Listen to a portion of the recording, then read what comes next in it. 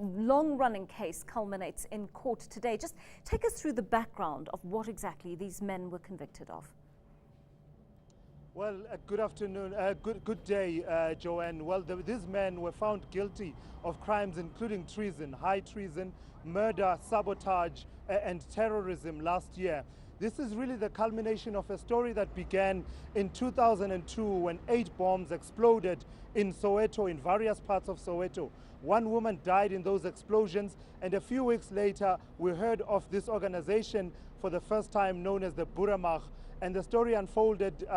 We saw a number of members of the Boeremag being arrested at the time. And this is a trial that has had many twists and turns, Joanne, that has taken us 10 years, more than 61,000 pages of evidence, 158 witnesses for the state, and a number of witnesses that were called by the defense themselves. And 10 years later, we are here with Judge Eben Jordan now summarizing the aggravating circumstances, the aggravation of sentence for accused number 19, Johan Pretorius, before delivering sentence. So we are really on the verge of hearing the amounts of time that the judge believes the accused, the people who have been found guilty here, should spend in jail.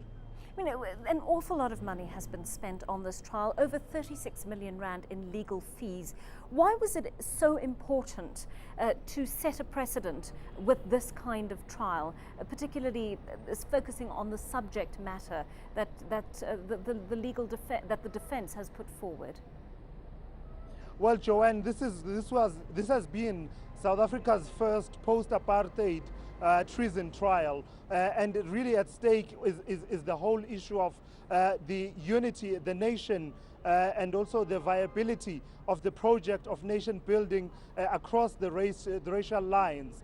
And really the issues that are being canvassed here have to do with the ideology of the people that have now been convicted, you know, the supremacist ideology that they harbored, and also, you know, it talks to the racial relations, and that is why it has attracted so much attention. As we've been sitting here outside the court, Joanne, we've been seeing people passing by and asking what is happening, but one thing that has been striking is that a lot of people are really aware of what has been happening inside and who are the people that we are here for today, the Boeremag. The judge has already been quite harsh in his remarks. He's gone as far as calling them liars this week. But can the prosecution really hope to get those life sentences it's asking for?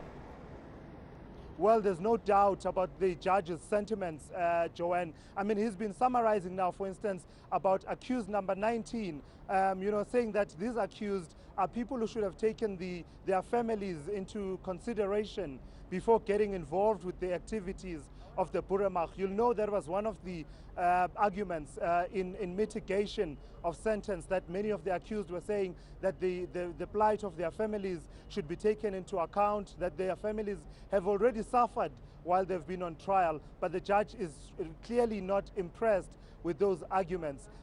So we expect that the judge will start giving indications. The prosecution has been pushing for life sentences for at least 5 of the 20 accused. These 5 are the ones that form part of what is known as the Boeremag bomb squad. These are the men who really carried out the plans. For instance, on the 30th of October, when those bombs exploded in 2002 across Soweto, many of these men, of the 5, would have been directly involved in the planting of those bombs and the detonating of those bombs. So for those, the prosecution is pushing for life sentences, but for the others, they're pushing for 15 years, which raises the legal permutation, Joanne, that those who have already spent 10 years awaiting trial could see their sentences reduced significantly if the judge buys into the state's argument for 15 years for the other accused. It really could go either way. Thanks very much for that update. Our reporter Thulasizwe Simelane